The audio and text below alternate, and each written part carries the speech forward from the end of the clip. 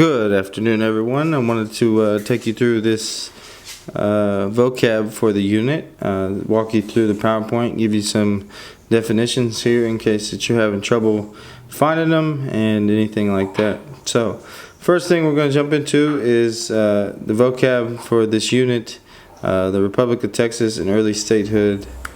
So the first thing we're going to talk about is annexation. Annexation in our case is Texas being incorporated into the United States.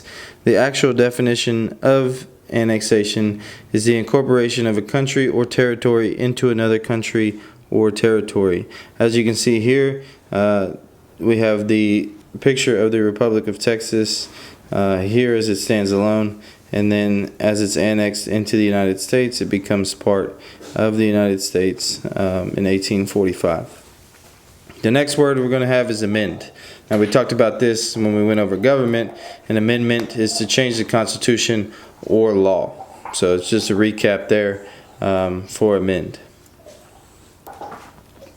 The next is archives, and this is going to come into play when we talk about the Archives War in Sam Houston's second presidency.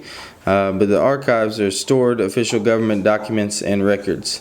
So for us in Texas, we have the Texas Archives. The United States also has an archives for there, and basically it's just anything that the government deems to be important or that needs to be saved. Next we have cash crop. A cash crop is a crop that is grown for the purpose of being sold. Here in Texas, some of our biggest cash crops is cotton. We sell and produce a lot of cotton, and farmers depend on that to make money. The next word we have is cede, which is to give up territory or power.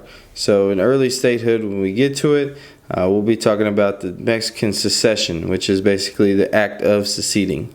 So to cede is to just give up your territory. So Mexico is actually going to give all of this land here to Texas, but we'll get to that in a future lesson. Debt. I think we all know about debt, especially in this day and age.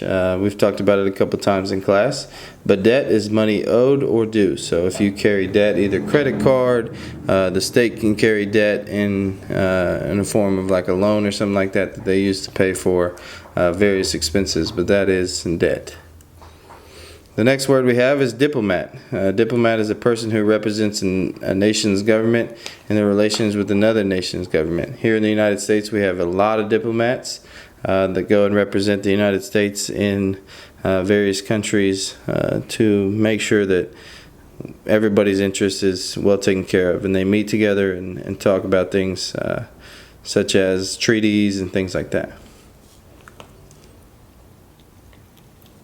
Our next word is expenditure. Expenditure is just a money spent. So in your household, you may have monthly expenditures such as a mortgage or rent, groceries, gas, bills, electricity, water, things like that. And then, everything else is still an expenditure, but it may be like an at-will expenditure. So if you want to go to the movies, that's an expenditure because you are spending money, but it's not like a reoccurring expenditure.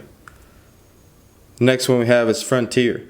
So a frontier is undeveloped land that lies beyond the border of settled territory. So if we go back to this map right here, the Republic of Texas, the settled territory ended, if you can follow the mouse right here, the settled territory ended somewhere about here-ish. And then this would all be considered frontier. It would be unsettled land or territory that, in our case, in Texas, was basically used as a Native American country. Next word we have is revenue. Revenue is money that the government collects. Most of the time in today's world, this comes from taxes. So we talk about tax revenue, and that's what the money can then, or that's what the government can then spend.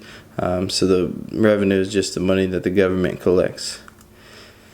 And finally, we have a subsistence crop. Subsistence crop is a crop grown to be used on the farm where it is raised. So you may have subsistence crops at your house. If your mom or dad or aunt, uncle, somebody has a garden at your house that they plant and then harvest some stuff, but they're not going to go to the farmer's market and sell it, that would be a subsistence crop. I know my parents in particular, they grow lemons and limes and oranges just on the back deck. They have a tree.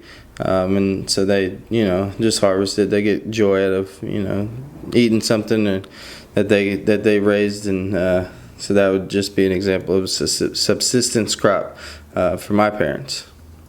And that's it. Hope that helped you out. Learn the vocab a little bit better.